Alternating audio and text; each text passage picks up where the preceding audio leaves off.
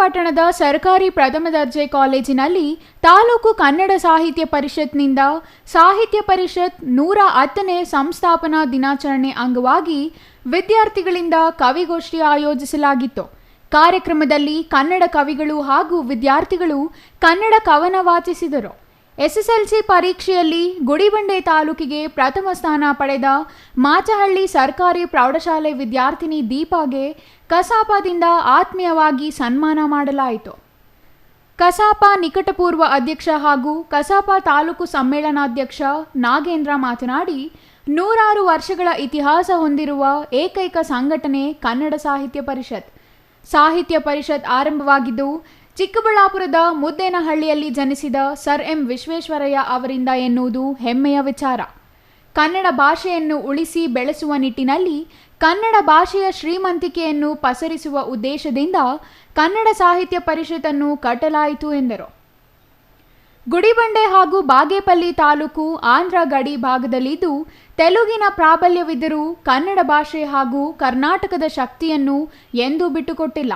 ಈ ಭಾಗದಿಂದ ಅನೇಕ ಕವಿಗಳು, ಸಾಹಿತಿಗಳು ತಮ್ಮ ಸಾಹಿತ್ಯದ ಮೂಲಕ ಕನ್ನಡ ಭಾಷೆ ಬೆಳೆಸುವಲ್ಲಿ ಶ್ರಮಿಸುತ್ತಿದ್ದಾರೆ ಎಂದರು. ಅವೆಲ್ಲರೂ ಕೂಡ ಯೋಚನೆ ಮಾಡೋದು ಕೂಡ, ಇತಿಹಾಸದ ಪುಟಗಳಿಂದ ತೆಗೆದು ನೋಡೋದು ಕೂಡ, ಅಖಿಲಾಂಧ್ರ ಕರ್ನಾಟಕ ಅಂತ ರಾಯರ ಒಂದು ಸೀಮೆ ಅಂತ ಏನು ನಾವು ಹೇಳ್ತಾ ಬಂದಿದ್ದು, ಕೃಷ್ಣದೇವರಾಯರ ಕಾಲದಿಂದ ಕೂಡ ಎರಡೂ ಭಾಷೆಗಳು ಸಮೃದ್ಧವಾಗಿ ಬೆಳೆದುಕೊಂಡು ಬಂದಿರ್ತಕ್ಕಂಥ ಪ್ರದೇಶ. ಇಲ್ಲಿ ಯಾವತ್ತೂ ಕೂಡ ನೀವು ಗುಡಿಬಂಡೆ ತಾಲೂಕಿನಲ್ಲಿ ಬಾಗೇಪಲ್ಲಿಯ ವಿಶೇಷವಾಗಿ ಈಗ ಇತಿಹಾಸದ ಪುಟಗಳನ್ನು ತೆಗೆದು ನೋಡಿದಾಗ ಎಂತಹ ಸಂದರ್ಭದಲ್ಲೂ ಕೂಡ ಗಡಿನಾಡಲ್ಲಿ ಇದ್ರೂ ಕೂಡ, ಇದು ಆಂಧ್ರಕ್ಕೆ ಹೊಂದಿಕೊಂಡಂತೆ ಇದ್ರೂ ಕೂಡ ಕರ್ನಾಟಕದ ಶಕ್ತಿಯನ್ನು ಬಿಟ್ಟುಕೊಟ್ಟಿರ್ತಕ್ಕಂಥದ್ದಲ್ಲ. ಇಲ್ಲಿ ಸುಮಾರು ನಾನು ಹೇಳ್ತಾ ಇರ್ತಕ್ಕಂಥದ್ದು 16ನೇ ಶತಮಾನದ ಒಂದು ಇತಿಹಾಸ.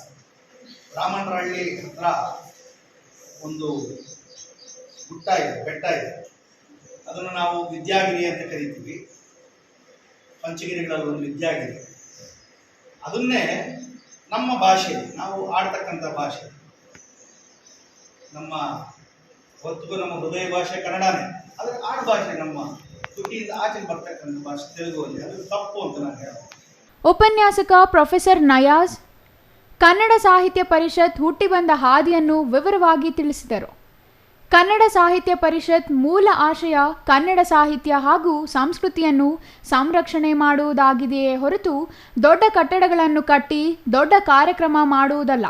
ಜನಪದ ಸೇರಿದಂತೆ ಲಿಖಿತ ಹಾಗೂ ಆಕಾರಗಳ ಗ್ರಂಥಗಳನ್ನು ಸಂರಕ್ಷಣೆ ಮಾಡುವಂತಹದ್ದು ಕನ್ನಡ ಸಾಹಿತ್ಯ ಪರಿಷತ್ ಪ್ರಮುಖ ಉದ್ದೇಶ. ಆಗಿನ ಕಾಲದ ರಾಜ ತನ್ನ ಭಾಷೆಗಾಗಿ ಒಂದು ಪ್ರಾತಿನಿಧಿಕ ಸಂಸ್ಥೆ ಆರಂಭಿಸಿದ ಏಕೈಕ ರಾಜ್ಯ ಕರ್ನಾಟಕ. ಆದ್ದರಿಂದ ಕನ್ನಡ ಭಾಷೆಯನ್ನು ಉಳಿಸಿ ಬೆಳೆಸಲು ಎಲ್ಲರೂ ಸೈನಿಕರಂತೆ ಹೋರಾಟ ಮಾಡೋಣ ಎಂದು ವಿದ್ಯಾರ್ಥಿಗಳಿಗೆ ಕರೆ ಕೊಟ್ಟರು.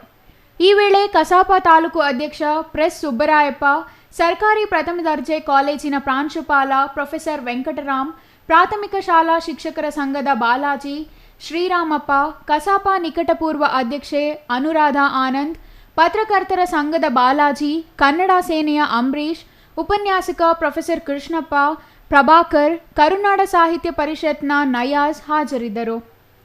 Satish, CTV news, Gudibande.